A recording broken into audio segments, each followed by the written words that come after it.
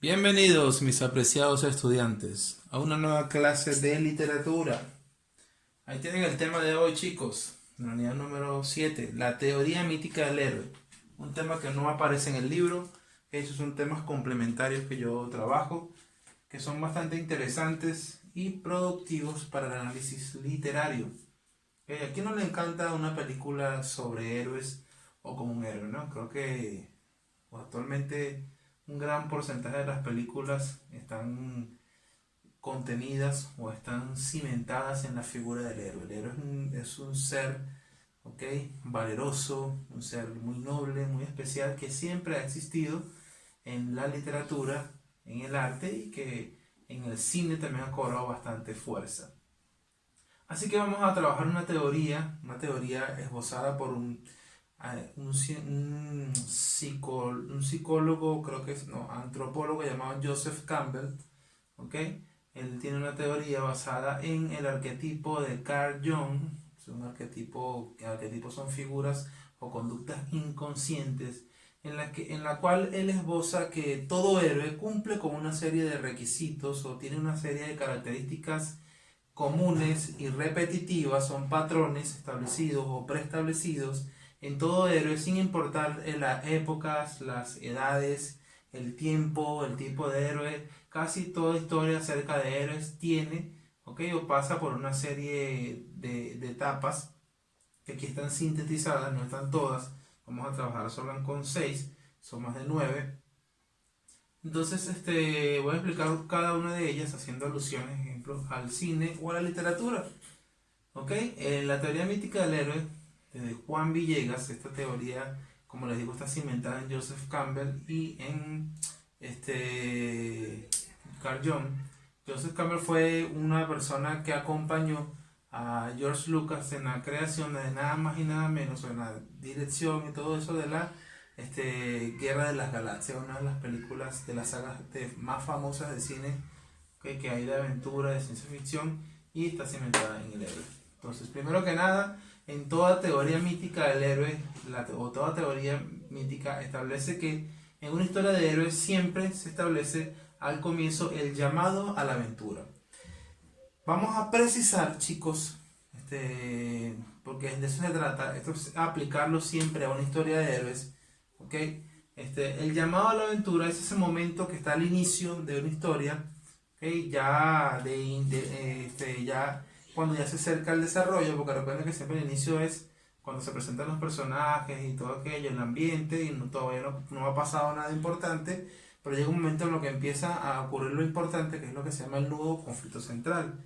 En el llamado a la aventura, el héroe recibe un llamado, recibe una invitación, ¿ok?, a simplemente inmiscuirse en una tarea peligrosa y emocionante. Todo héroe en algún momento recibe una invitación. La invitación puede marcarle un suceso inesperado que ocurra, un viaje, ¿ok?, o simplemente otro personaje que invita a ese héroe a inmiscuirse en la aventura. El héroe generalmente decide si hacerlo o no. ¿Ok? Por ejemplo, siempre vamos a tomar como cultura más fácil de poder adecuar.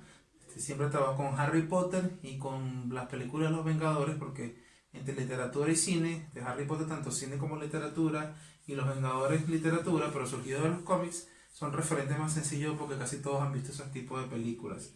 Okay, en Harry Potter, Harry recibe el llamado a la aventura cuando le llega, cuando, mejor dicho, Hagrid, okay, va a buscarlo a donde se estaba escondiendo con sus tíos porque lo tenían escondido para no llevarlo a la escuela de magia, y le dicen que es un mago y que tiene que asistir a la escuela de Hogwarts. Cuando él recibe esa invitación de ir a Hogwarts, comienza su aventura.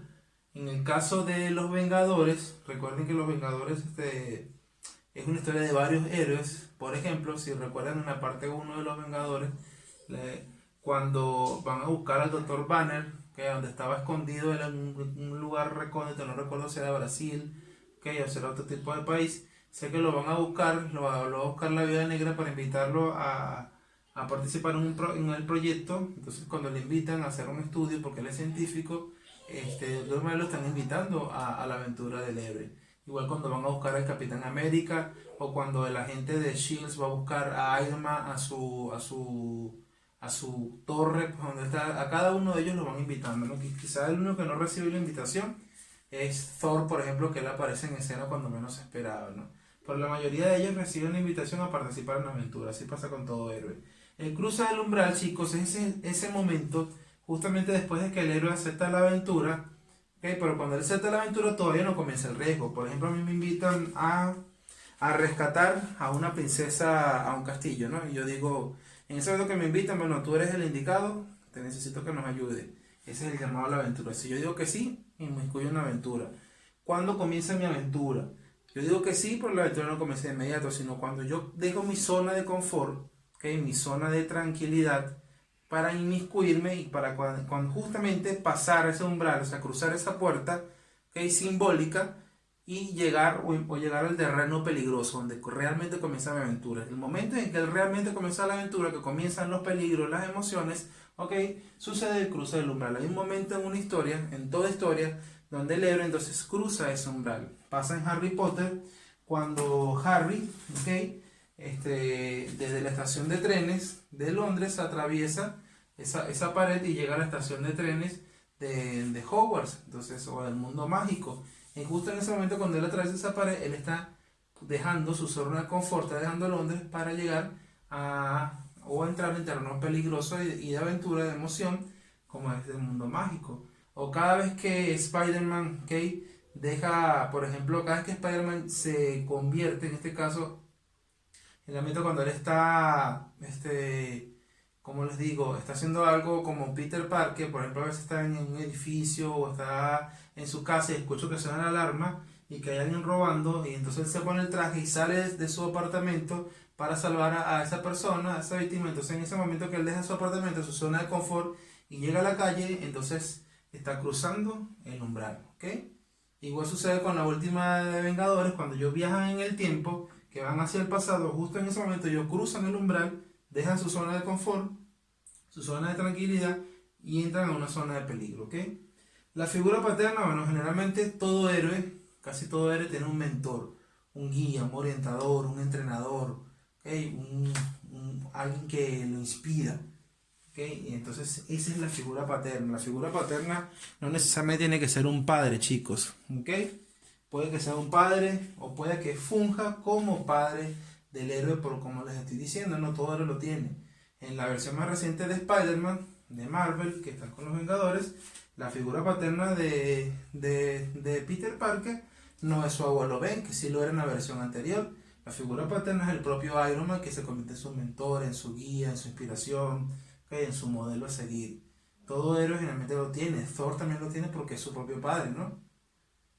Quizá Hulk no tiene ese mentor, ¿no? Hay algunos héroes que se salen de ese patrón, ¿no? Es una teoría que no siempre se ajusta perfecto a exactamente todo, pero sí la mayoría de los elementos. La mayoría de los héroes tienen esa figura paterna. Las tareas del héroe, esto sucede en toda historia de héroe. El héroe siempre tiene varias tareas, varios obstáculos que debe vencer, varias pruebas que debe superar para poder lograr el cometido. ¿Ok? Si a mí me dicen que yo tengo, por ejemplo, que rescatar a una princesa en el castillo, quizá primero tengo que enfrentar unos duendes, luego tengo que enfrentarme con unos monstruos, después tengo que lograr penetrar las paredes del castillo, y luego entonces se va a aparecer un dragón, y hasta el final, incluso siempre hay una figura importante, un antagonista, ¿no? Que es el villano, pero ese villano siempre le pone varias pruebas a ese héroe para finalmente enfrentarse al villano. Eso ocurre, ¿no? El hecho es que todo héroe debe superar varias pruebas, varios obstáculos, que dependiendo de la historia, ¿ok? Va a variar la historia, pero siempre hay pruebas, obstáculos por superar para poder lograr su cometido. La ayuda sobrenatural también ocurre en la mayoría de las películas de héroes, sobre todo fantasiosas, ¿ok? Que esa ayuda sobrenatural está marcada por un objeto o por un ser poderoso, mágico, ¿ok? Que ayuda al héroe en los momentos apremiantes, incluso cuando el héroe se ve perdido, cuando el héroe se ve, bueno, en un momento crítico. Siempre se llega a ayuda sobrenatural. Puede ser un dios, puede ser un semidios, puede ser otro héroe que se aparezca para ayudarlo, puede ser un objeto mágico, ¿ok? Todo siempre va a depender. En el caso